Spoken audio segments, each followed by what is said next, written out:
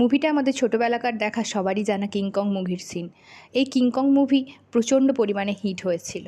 এইখানে দেখানো হয় যে মেয়েটা একটা গাছের নিচে বসে আছে আর একটা বড় সড়ো ডাইনোসর তাকে না পেয়ে আস্তে আস্তে করে চলে যাচ্ছে। মেয়েটা তখন নিজেকে বাঁচানোর জন্য আস্তে আস্তে করে যেতে শুরু করে, কিন্তু সে জানতো না যে আরেকটা বিপদ তার জন্য অপেক্ষা করছে।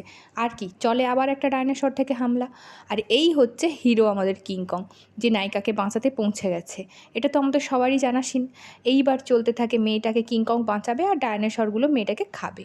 একটা দুটো থেকে ক্রমে আরও বন থেকে বেরিয়ে আসতে থাকে ডায়নোসরগুলো, 5টা 6টা 7টা পর্যন্ত ডায়নোসর। তাদের হাত থেকে মেয়েটাকে বাঁচানোর জন্য কিংকং প্রচণ্ড পরিমাণে লড়াই করতে থাকে আর মেয়েটাকে বাঁচাতে থাকে। এইভাবেই অনেকক্ষণ চলার পর কিংকংয়ের মনে হয় যে সে এদের হাত থেকে বাঁচাতে পারবে। এই দেখো, একটা মেয়েকে খাওয়ার জন্য এতগুলো ডায়নোসর, আর এক সময় গিয়ে পড়ে একটা অনেকগুলো গাছের মধ্যে। আর এইখানে চলতে থাকে নাগরদোলার সিন।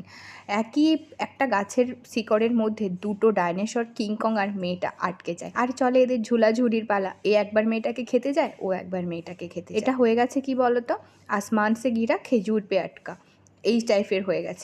এই দেখো, এইখানে একটা ডাইনোসরের দাঁতের নিচের দাঁতের অংশ থেকে এক মেয়েটা ঝুলছে আর অন্য ডাইনোসর তাকে খেতে যাচ্ছে। লে বাবা, বাঁচলি তো বাঁচলি, এসে আবার ডাইনোসরের মাথার ওপরেই পড়ে গেল। আর এইভাবেই চলতে থাকে দারুণ ফাইটিংয়ের সিন। একটা লাস্ট মুহূর্তে গিয়ে মেয়ে আর ডাইনোসরটা একটা জলে পড়ে যায়। মেয়েটা বাঁচার জন্য দৌড়তে থাকে আর ডাইনোসরটাও তার পেছনে দৌড়তে থাকে।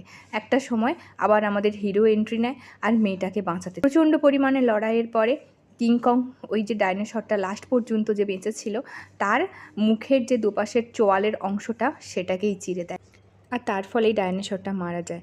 আর লাস্ট পর্যন্ত কিন্তু কিংকং একবার চেক করে নিয়েছিল যে ডাইনোসরটা মারা গেছে কিনা। আর এখানেই শেষ হয় এই মুভির সিন। চলুন, আবার নতুন করে দেখা হচ্ছে নতুন